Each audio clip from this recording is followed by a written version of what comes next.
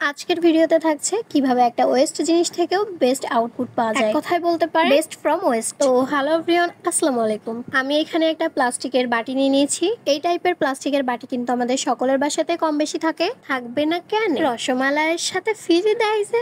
তো যাই হোক, এরপর আমি অ্যাক্রিলিকের সাদা কালারটা নিয়ে নিয়েছি। এখন এই বাটিতে সাদা রংটা অ্যাপ্লাই করে নিচ্ছি। এরপর আমি আবারও অ্যাক্রিলিকের লাল কালারটা নিয়ে নিলাম। লাল কালারটা দিয়ে মেইনলি আমি এখন ফুলের কাজটা করব।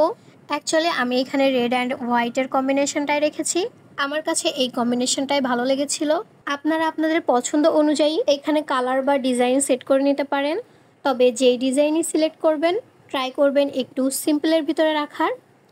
আর যেটা আমি সবসময় বলে থাকি, প্রত্যেকটা রং ব্যবহার করার পর কিছুক্ষণ রেখে সেটাকে শুকিয়ে তারপর কিন্তু অন্যটা ইউজ করবেন। যদিও প্রসেসটা একটু সময় সাপেক্ষ, তবুও একটু টাইম নিয়ে প্রসেসটা ফলো করলে আউটকামটা কিন্তু ভালোই আসবে।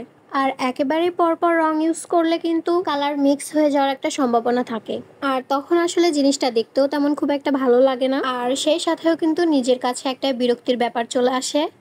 তো যাই হোক, এরপর আমি এক এক করে ফুলগুলো এঁকে নিচ্ছিলাম। এই যে সবগুলো ফুল কিন্তু আমার আঁকা হয়ে গিয়েছে।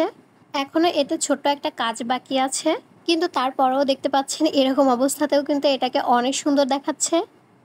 তো এরপর আমি আবার অ্যাক্রিলিকের সাদা রংটা দিয়ে এই ফুলগুলোর মাঝখানে একটু ফোটা ফোটা টাইপের দিয়ে দিচ্ছিলাম, যাতে এই ফুলগুলোকে দেখতে আর একটু বেশি সুন্দর দেখায়। অ্যাকচুয়ালি আমি ফার্স্টে এই বাটিটা দিয়ে একটা ট্রি প্ল্যান্টার বানাতে চাইছিলাম, বাট এটা কমপ্লিট হওয়ার পরে দেখতে এত সুন্দর লাগছিল যে মনে হচ্ছিল ঘরে এমনিই সাজাই রেখে দিই।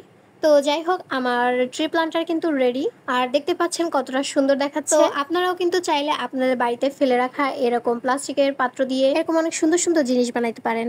তো এই ছিল আজকের ভিডিও, দেখা হবে অন্য কোনো ভিডিওতে। আল্লাহ হাফেজ।